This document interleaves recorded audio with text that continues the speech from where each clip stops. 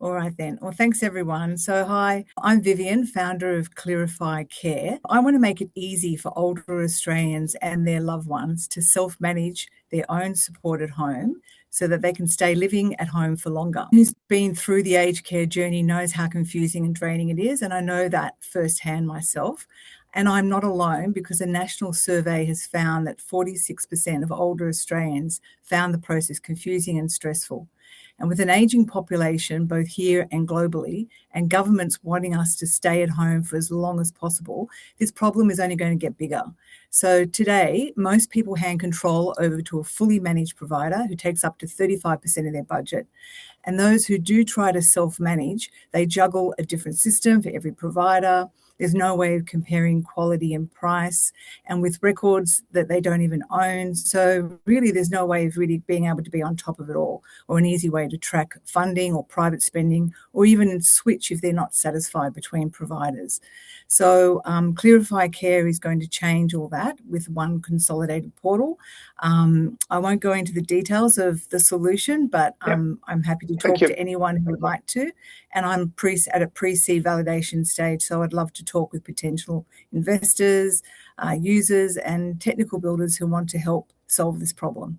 Who has the problem? And maybe if you want Yep. to explain which individual, describe the individual who has the problem and who might have the Yep. secondary problem. The primary problem was obviously the person who needs the care at home. So they suddenly found out that they need to have supported care at home, or, in a situation their health is no longer able to look after themselves. Mm. But the real user of this is probably going to be the family member who is going to be the primary carer for this person. So I guess they're the secondary user in that case.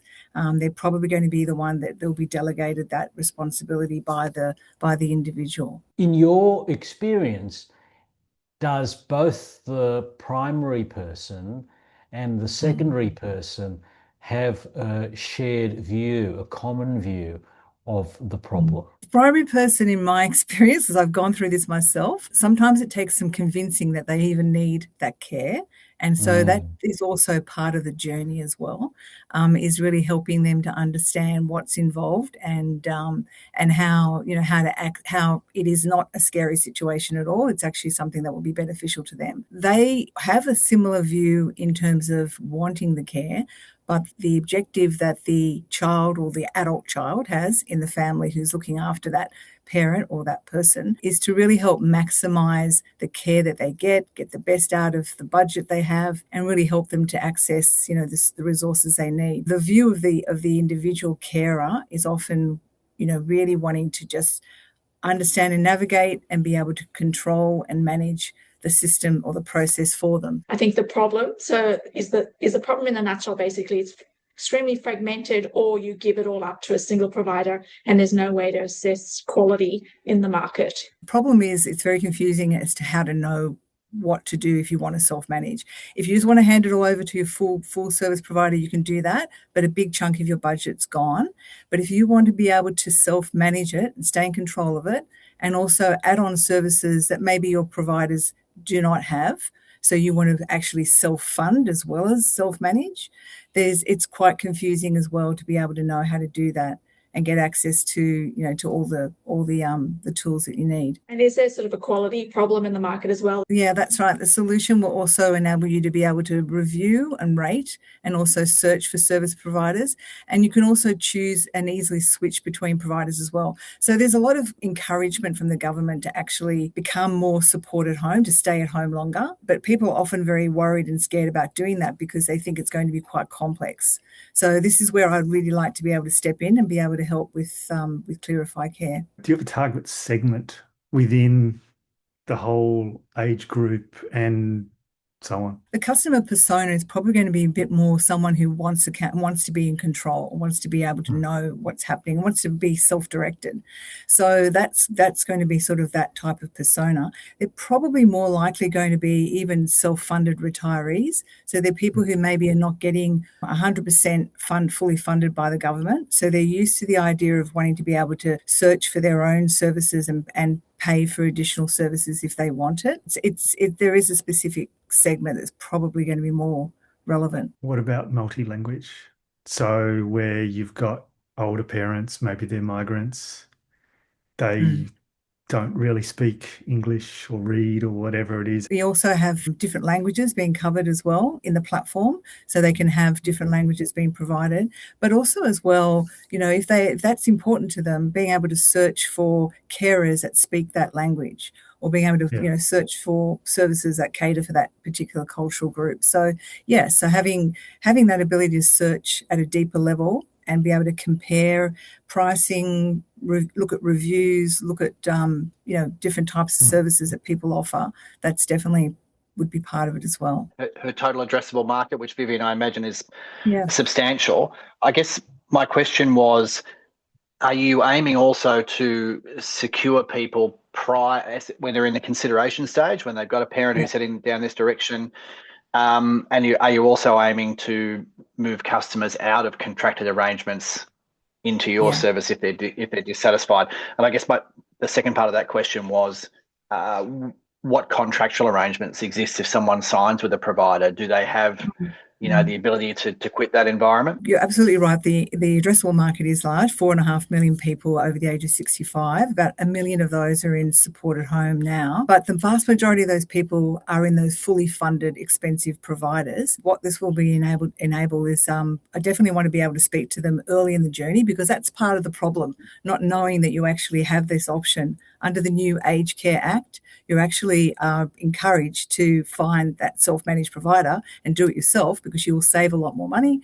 Obviously, you're going to get more access to more services out of your budget, and that means you'll stay at home longer. So the government actually wants you to do this. So you're totally within your rights to change service providers. There's no exit fees, there's no penalties, and providers can't do that. So you can switch and change if you're not happy. And again, that's another part of the problem. Stickiness. People just get so worried and scared about losing services that they don't want to change, even if they're not happy with the quality of the service. This is something that I want to try and address. I want to try and make sure that, look, we're not only democratizing the information and the knowledge, but we're also making sure that people get what they're entitled to and what they deserve. Hi everyone, my name is Tony, and today I just want to introduce Kraken AI. I want to help the modern software companies or any of the software engineering teams that are running complex interconnected systems to solve the problem of the slow and unreliable end-to-end testings across multiple services.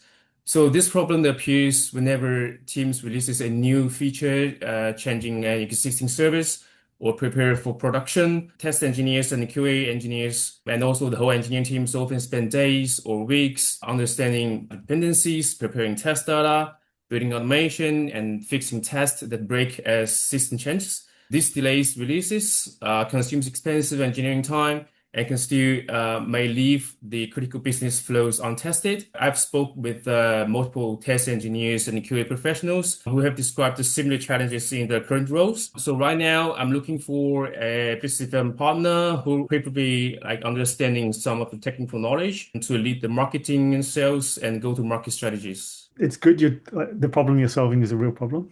So it's definitely know that. I guess, how are you planning on, getting to each of your market segments? Because there are, the space is vast. So who are you focusing on to start with?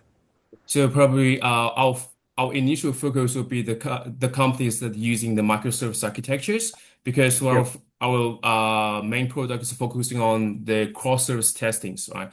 So for our solution, we plan to have our ideal customer or the engineering companies running more than 10 or 20 microservices, and we can deliver these testing solution for them to do some initial testings and to see the feedback from that. Is there a particular space within that you're going to pick? Ideally would be we can start from the e-commerce company or the fintech company. That's kind of the easy thing to entrance to get into the market. Ideally, for any of the companies running the microservice architectures, it would be our ideal customer. Yeah, I just think you'll find that in every segment. I'll just say focus.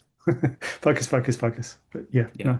As a non-technical person, I think I've got a vague idea of what the problem is. And so my suggestion in pitching is to start off with the non-technical sort of high-level description, which is, so if you were to give it to me in 30 seconds or less, sort of what is the actual problem you're trying to solve? To help engineering teams and software engineering teams to verify their software products, I would say, because some of them may meet some of the like difficulty or challenges when they doing some new features, and then there might be some issues might not be covered in their tests. So our perspective and our solution is to cover this service for you in some like we produce some the products in it can automatically generate some solution for you, and then you don't need to consume time to design some cases or to do some extra work. I think I understood the problem. Look, my feedback would be saying that, oh, people who use Microsoft, it's a little bit like saying that people who breathe air.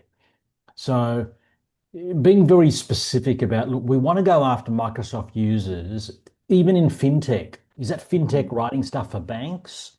People who are writing stuff for neobanks? People like, it's just so broad.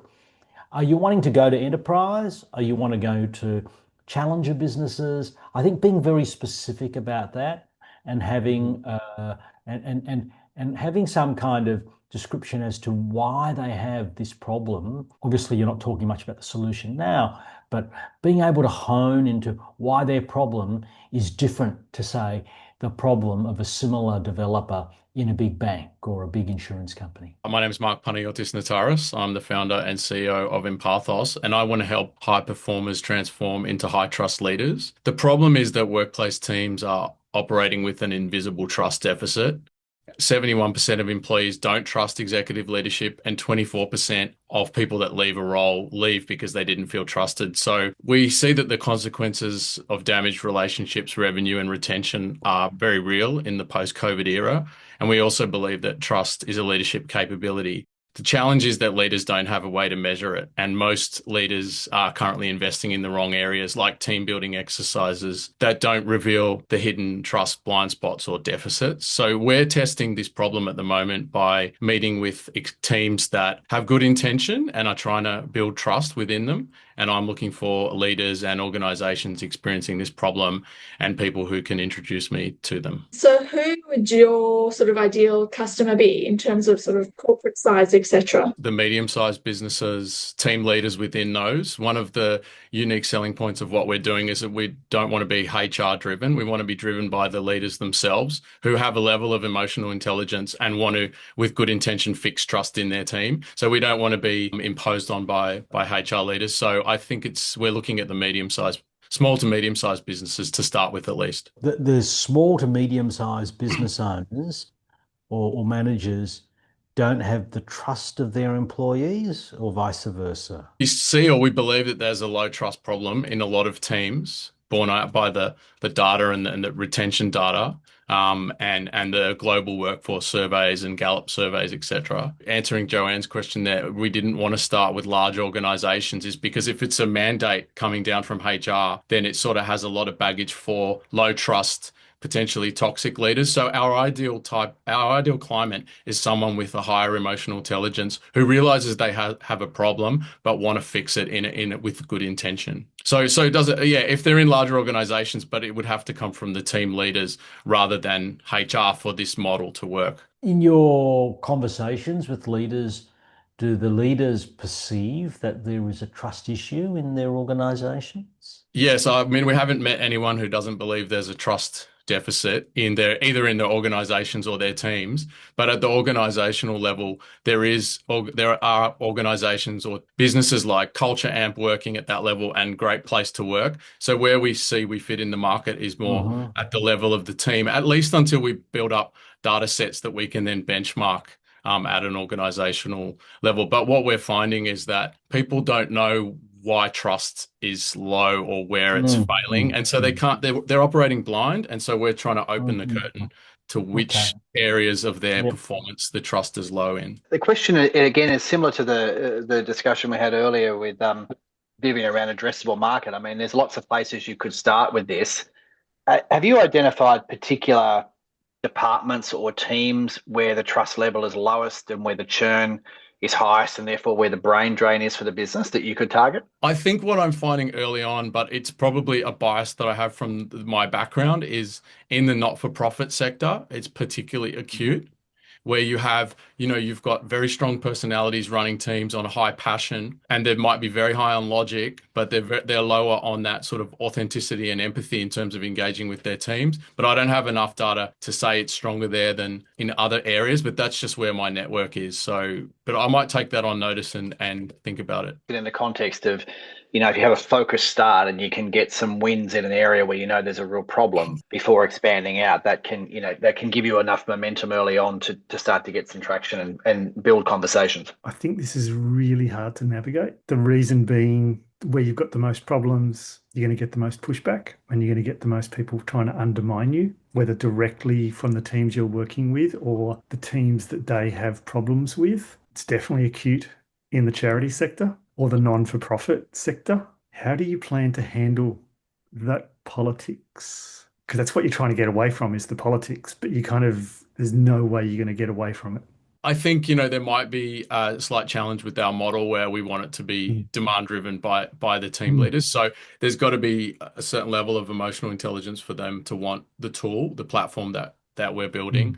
I think we've got to have standards around a minimum number of the team members that fill in the assessments to be able to look at the trust deficit with the team leader. So we wouldn't do it for, let's say we haven't got a strict number yet, but fewer than 4 people, it's going to be potentially risky from that point of view of a leader who might use it against their team. And I think we also have to have a level of transparency with the information, and the part of the platform is to share back what we find so that there's actions that the team leader can implement following a measurement of trust, so that even though they might feel slightly confronted by the data or the information that comes back, they can sort of pivot into action really quickly. So the leadership actions that we've developed more recently, I think it would hopefully minimize some of the tension of just getting something which is confronting and makes you feel like you're not doing a great job. The other part on that is if they take it on and they think that they can control it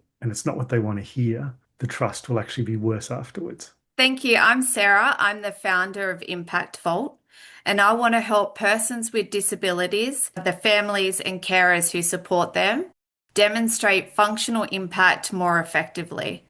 So the problem is that important day-to-day challenges are rarely captured in a way that shows the patterns over time, making it really difficult to advocate for the right supports and informed decisions. I'm validating this through my own lived experience and early users, and I'm looking to connect with families, clinicians, and investors who understand this challenge. Could you describe the pointy end of the people who have the problem? Yeah, sure. So the pointy end is that information is distributed everywhere. So, you may have sent an email to the school about your child with disability that they can't attend school today because of X, Y, Z reasons. As a carer, you may not have been able to attend work because you've had to pick your child up, and all that information is scattered. And so Impact Vault is where you can put one source of truth, of information that you hold. In terms of the problem, is the problem being faced by disabled people at large, or is it particular disabled people who face this problem more markedly? The whole disability sector, but mainly the carers who are looking after those people in having all that evidence together. So because everything is about functional impact. Disabled conditions, are there particular conditions that you are wanting to focus on, that you see big problems in? Yeah, autism, ADHD, mobility, all aspects of disability. So of the ones that you've mentioned, ADHD, autism, and then which one is, say, the biggest one? Which is the most acute? I would say they all are, but autism is one of the ones that is really under scrutiny now with the NDIS. I think that's a large aspect of it, but I think they're all deserving of having their own voice. Thanks, Sarah. I guess the question is then, what are the potential uses for the data that you're going to sort of assimilate or generate, or this picture that you're generating of the needs of the individuals? You enter in the information and then it provides you trends. So example would be you have problems getting your child to school because they mask all day, and that's a functional impact for them. Therefore, if you enter that data in, then it would display insights and trends of when those sticking points are, so you can advocate to say, my child didn't attend school 10 times this month, and I can prove that to you and I can demonstrate that, and that's a sticking point. So essentially you're providing an evidence base when you are requesting or being asked to provide evidence for funding of services. Correct. Or as other things, or just advocacy. Yeah, and also for support services, so clinicians like pediatricians to help better support the person with this information as well. I'm Long, founder and CEO of blockid.au and Australia blockchain.au. I would like to help the investor, the enterprise, and accelerator solve the problem that you don't trust the business when you make the investment. So how you do that? Because a lot of AI help the startup make up their profiles. That investor could not be selected the right ones. On the other hand, the startup will struggle with the building the data room, not qualified with the startup. We are trying to research and development how to interview all of those participants for our system.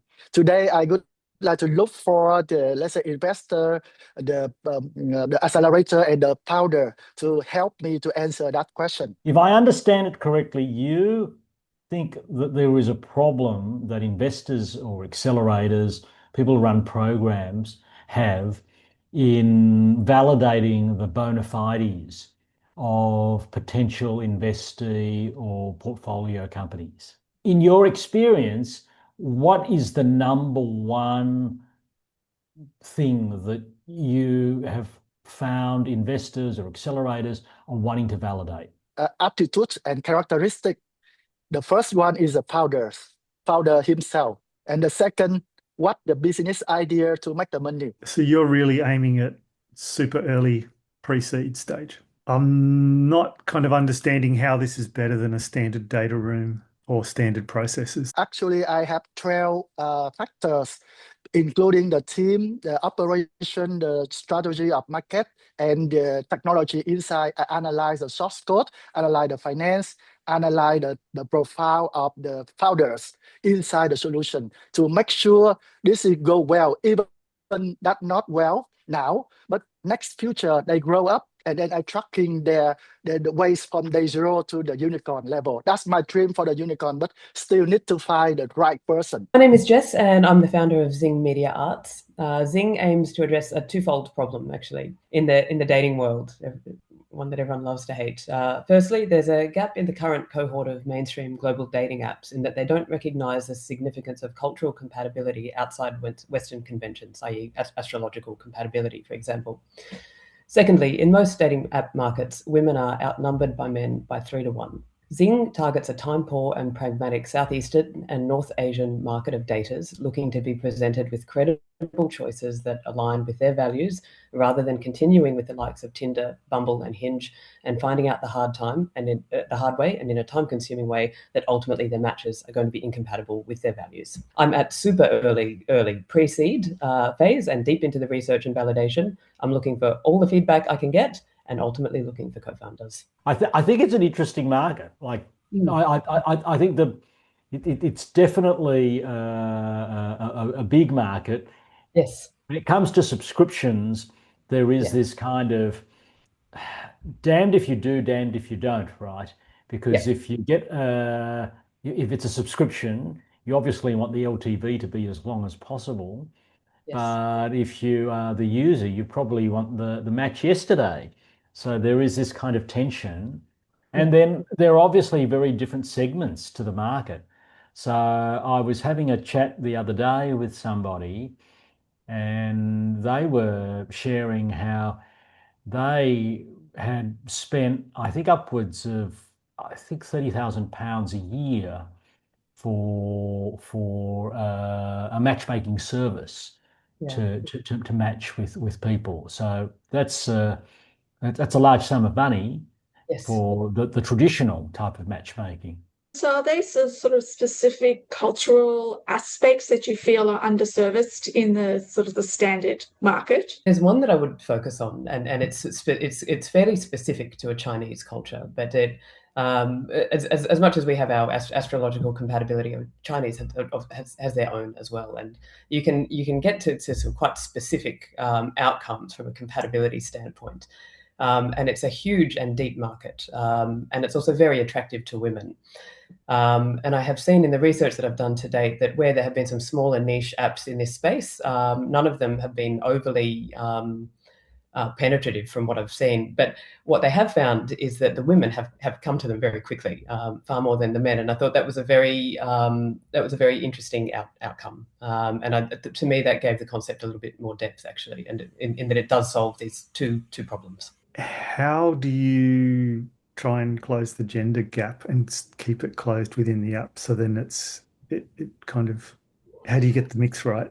I think maybe naively that where the women go, the men will follow. That's my theory. They will, but not at the same rate. Because I've got a friend who's launched an app and he's doing well, but the ratio totally blew his mind of how skewed it is.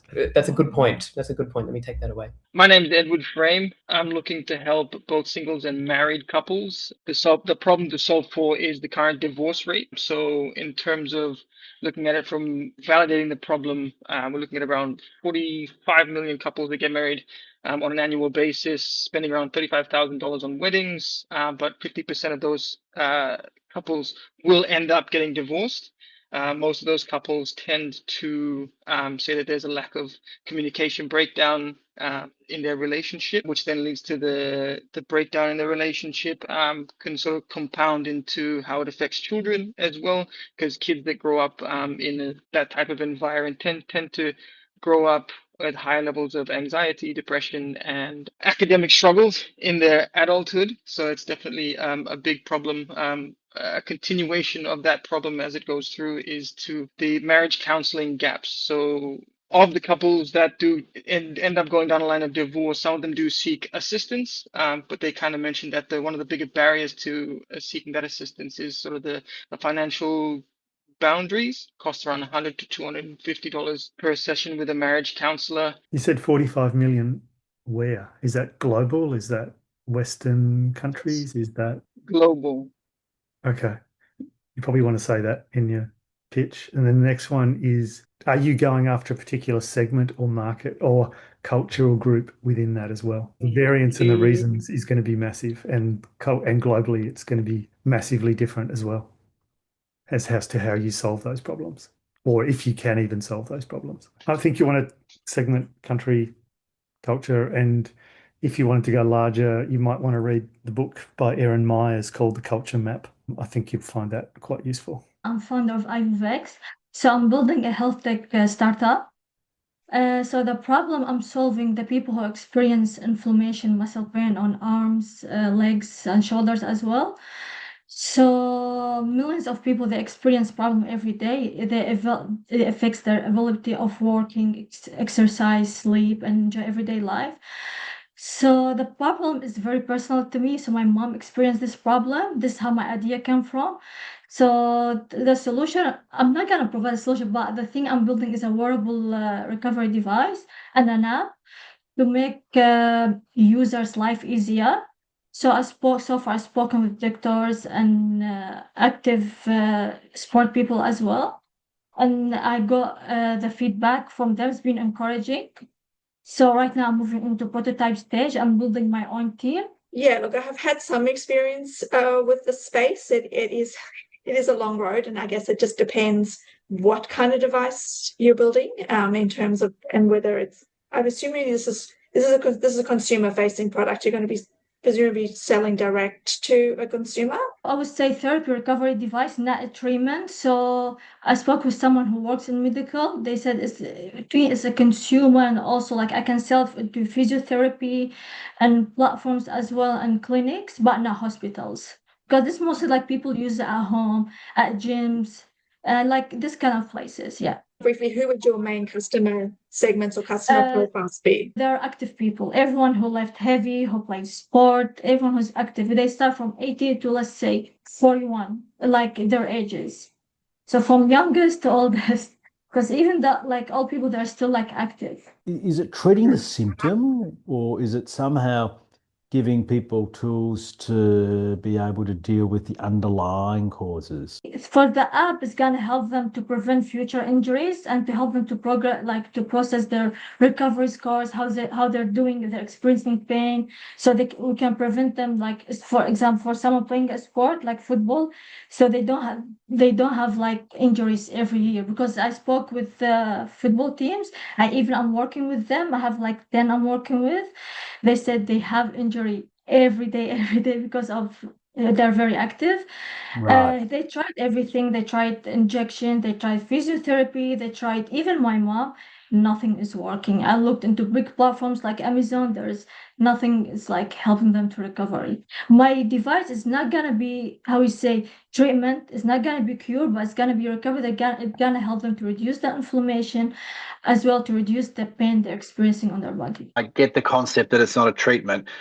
In terms of how it helps people recover, is it giving them measurements or advice around, for instance, whether it's a sports injury or it's rheumatoid arthritis, inflammation or something like that? Is it saying, your inflammation levels are still high, therefore today should be a rest day, or you don't have enough water in your system to help you recover? What information is it giving them that helps them to recover faster? This is for the app thing, so I'm including to prevent the injuries, and also for example, someone is working and then the app is going to be connected to the device, so they lift heavy and then they experience some people. So my mom started with inflammation, but she didn't have pain until 2 years. It started getting more worse. That's why like I'm trying to prevent, so people when the beginning doesn't like have much pain, so I'm trying to prevent that in the future as well. And for the recovery scores, for example, how they're doing in this day, if they should take some rest, if they like this kind of things, I'm gonna include into my. It's not complex, not my medical device, and even not my app. It's gonna be very effective and easy to use, like to make people's life easier, not more complex. Every startup begins with an idea. Too many fail because they make critical decisions without enough evidence. I'm Ronak, founder and CEO of Intelvia. We are helping founders and product leaders who need to make critical product and market decisions, from validating an idea and identifying the right customer to entering new markets and staying ahead of competition. Today, those decisions happen every week, often using combination of AI tools, Google, market reports, customer interviews. The problem isn't finding information, it's knowing what to trust.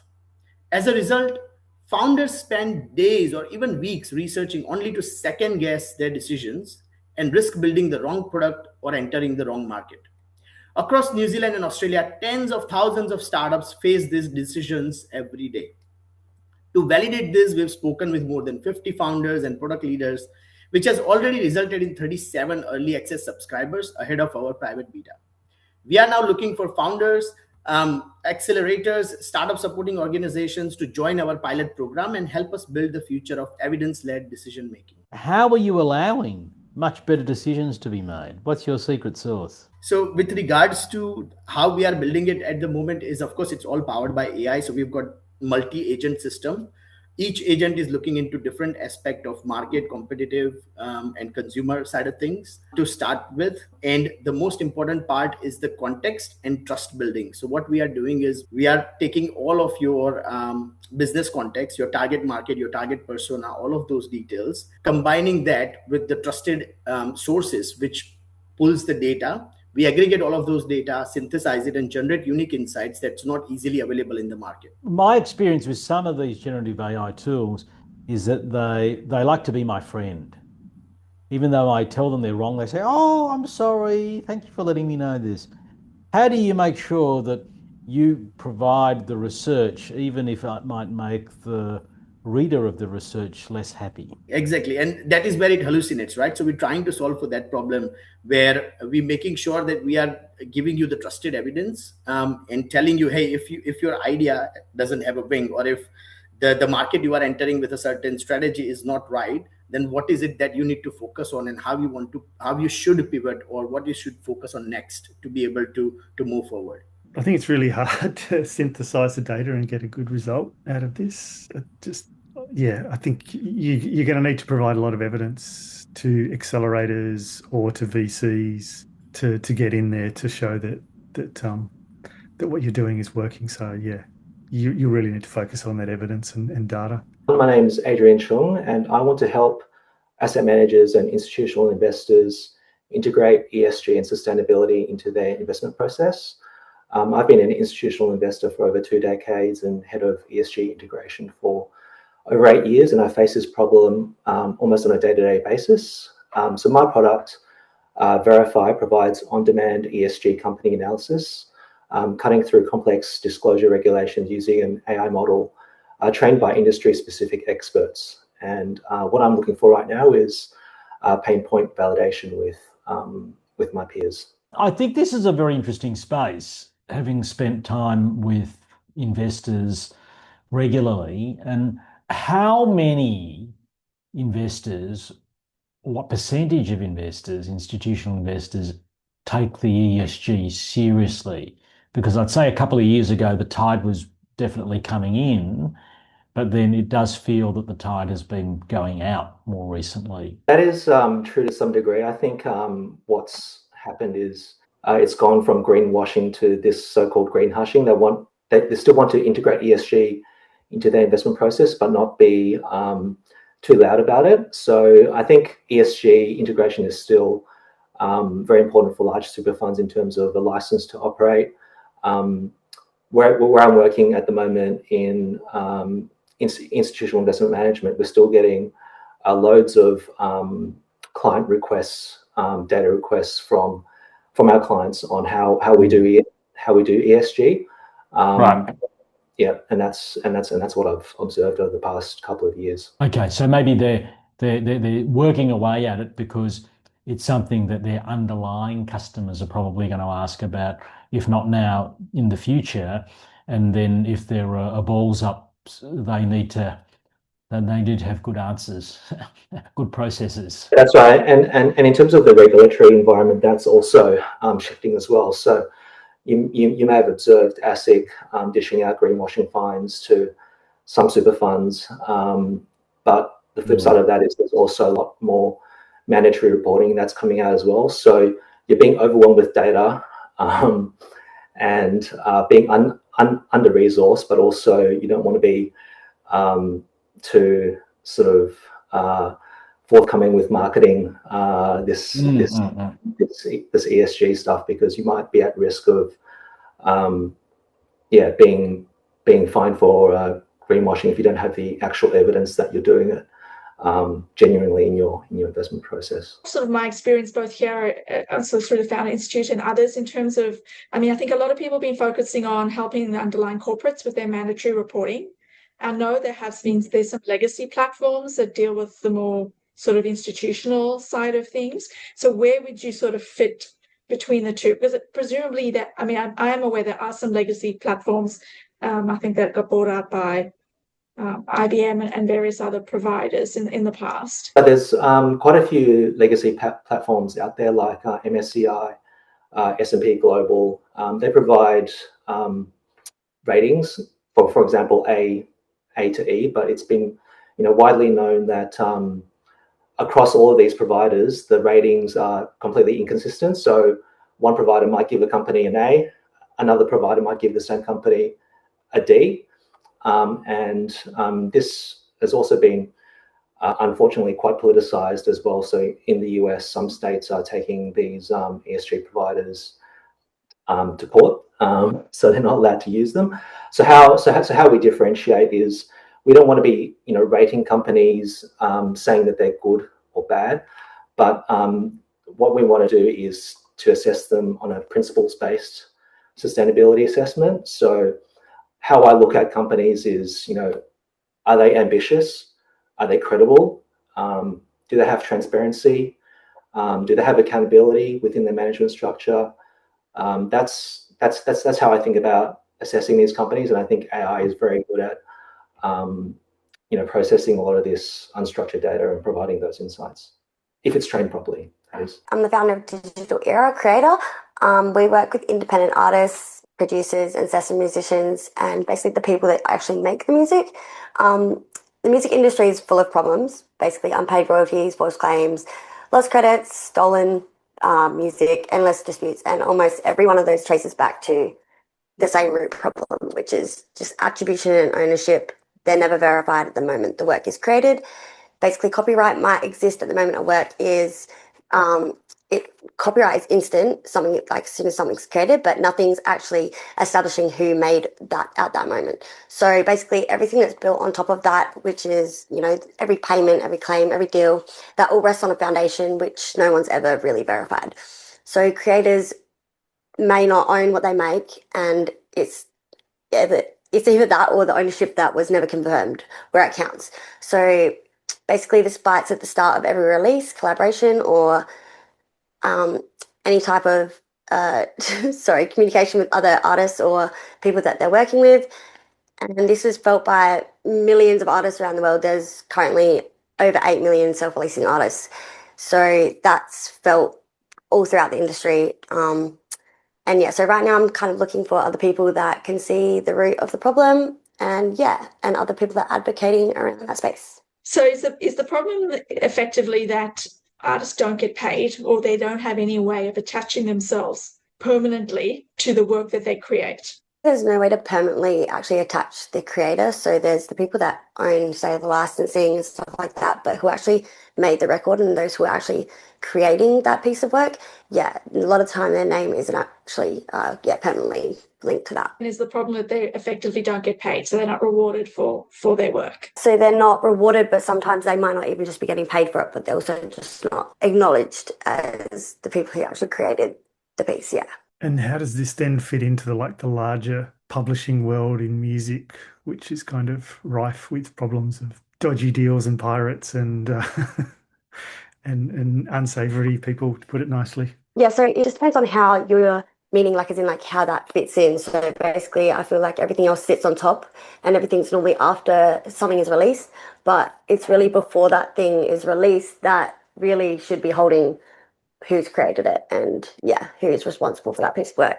So essentially it's like if there was a drummer or a bass guitarist, they got swapped out at some point, but maybe they had some songwriting credentials or stuff at the start, that they still get that acknowledgement. Yeah, so pretty much I just believe even just the way that it's registered at the root, where it's formally just put into the system at first, there's not enough detailed information about who actually was the people that were included in creating that piece. Yeah. Hi everyone, my name is Rupesh and I'm the founder of GoCD.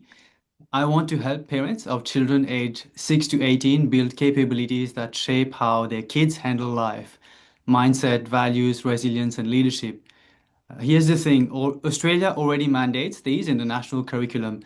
Things like self-awareness, emotional regulation, leadership are assessed from foundation up. That's the strongest proof the need is real. But delivery depends on which school your child attends and which postcode you live in. And outside school hours, there's really no safe, self-directed platform where a child actually practices these capabilities day by day. Nothing age-appropriate, ad-free, without addiction mechanics, with the parent in the loop. Ask me, I'm a parent of a 6-year-old, so I know. So that's GoCD. The platform is designed and inbuilt. With my co-founder, we are building a 34-lesson MVP that has child safety and ethics rules engineered from day one. And we are working towards an Australian launch with child safety certification in view, but also looking to pivot from there to global launch at some point in the future. What I'm looking for right now is an experienced technical hire or advisor to deepen the engineering bench. How is this different to other solutions that are in the market? If you look at the market really for kids, you've got a lot of really focus on things that are literacy related and numeracy related. You've got things like reading eggs, you've got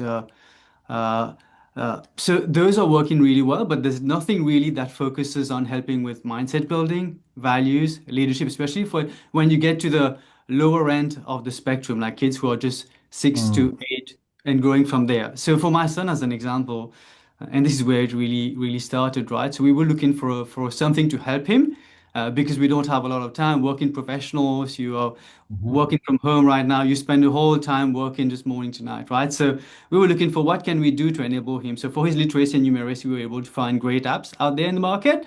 But when it came to helping with values, with mindset building, there was really nothing.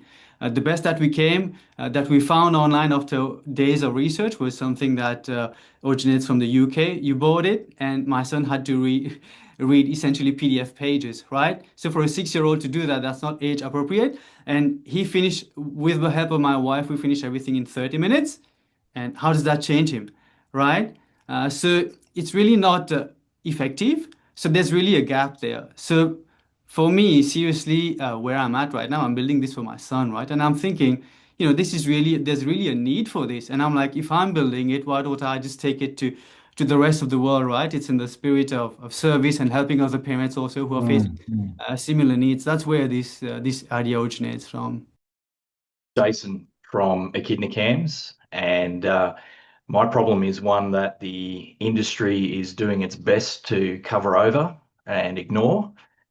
Basically, there's 1 billion surveillance cameras deployed worldwide, and by the industry's own standards, only 1% of that footage is ever actually reviewed in real time.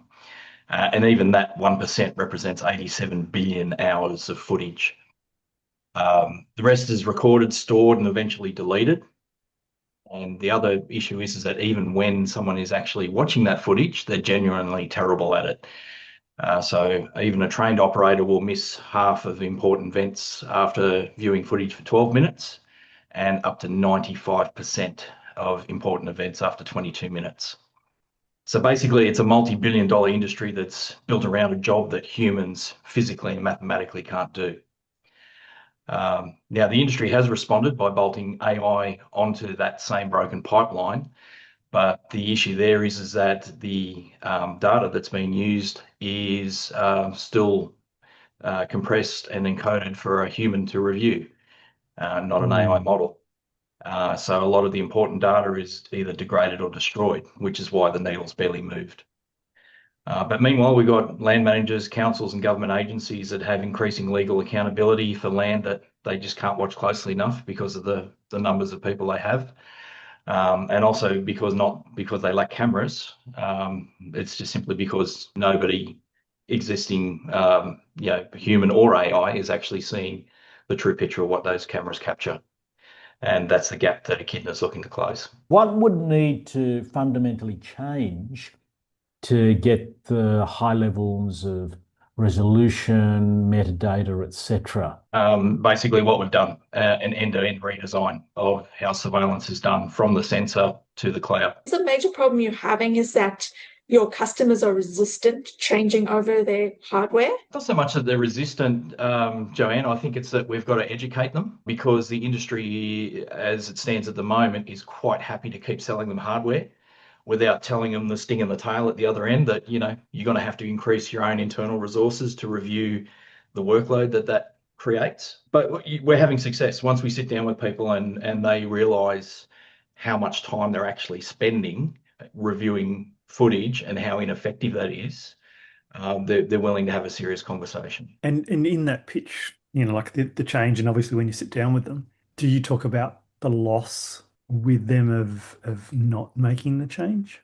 What is the cost of missing it or whatever? Our initial ICP is government, local and government agencies.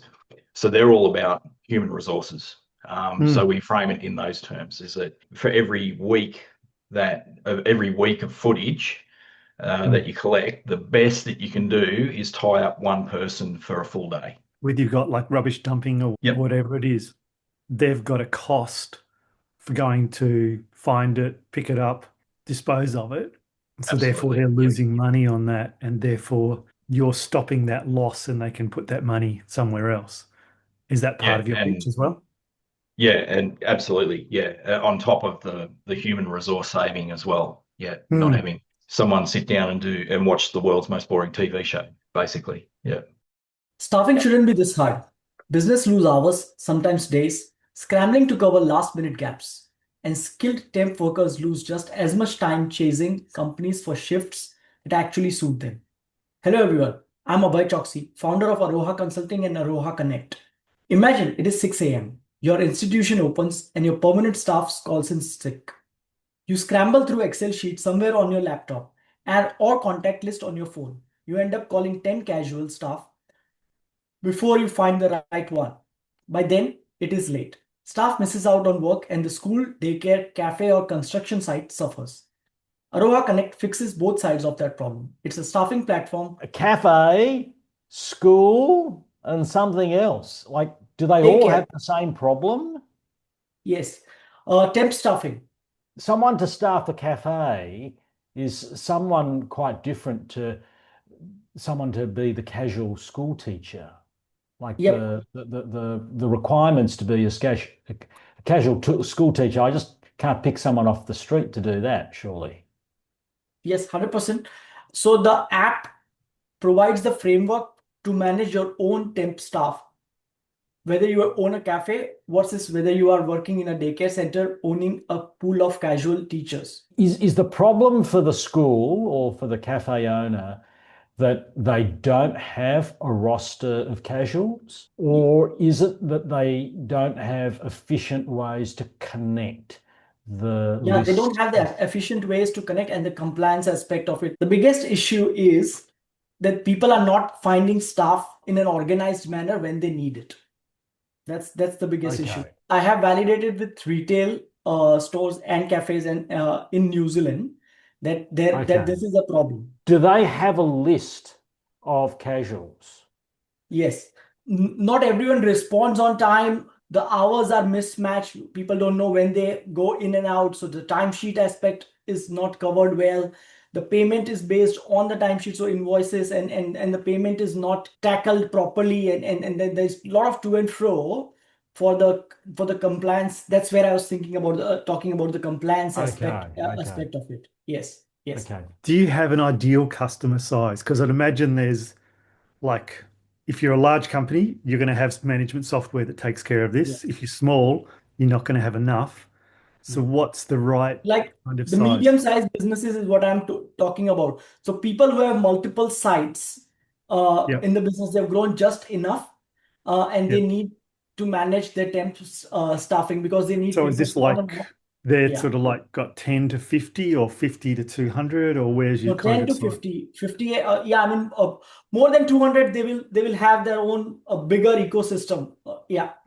Okay. So maybe in your pitch, you want to put the sizing in there as well of your target size. And my name's Sarah McLeod. I'm currently working on an early stage pre-seed fashion tech platform called Common Thread. So at present, fashion product development is highly fragmented. Work is distributed across spreadsheets, emails, PDF, WhatsApp, and many disconnected systems. This leads to lost decisions, version errors, slow sampling, costly rework, and limited visibility across the entire workflow. The commercial consequences of this are significant. So excess fashion stock represented an estimated US 70 to 140 billion in sales revenue globally in 2023. And more than 70% of apparel execs have reported challenges with accurate demand planning and forecasting, alongside a lack of necessary digital tools and capabilities. So Common Thread is an AI-powered intelligence platform that connects the data across the entire fashion critical path, helping businesses make faster, evidence-based decisions about what to create, how to develop, and where to invest. The aim is not simply to manage the process more efficiently, but to improve the commercial quality of every decision made within it, resulting in stronger fashion ranges, leaner development, and more profitable products. Is the problem, Sarah, the waste? The problem is a fragmented workflow that results in waste. So that may be waste of product, time, resources, etc. Is the problem that you're wanting to solve to make the people who are involved in the creation of fashion more efficient? Essentially, it's making the people within the workflow more efficient, and then integrating with an AI intelligence layer that will help them make better commercial decisions that lead to less waste. Who has the sand in their shoe? At the moment, I believe it's those small to mid-sized fashion businesses. So I currently freelance in fashion. I've worked in the space for nearly 15 years and I work with around 50. I freelance with around 15 brands in Melbourne at the moment, all of which are sort of priced out of enterprise software. So there is existing PLMs in the market at the moment, but they're incredibly costly and quite clunky. Oh, okay. So you're trying to help the businesses which are not Uniqlo, not Zara, who probably have their systems completely down pat. Exactly. So it's definitely targeting those smaller to mid-sized brands who historically have been priced out of enterprise software. So to help them tighten up their workflow, minimize the fragmentation, I suppose, of that critical path at the moment. And then also that intelligence layer will help them make better commercial decisions around range planning, designs, forecasting,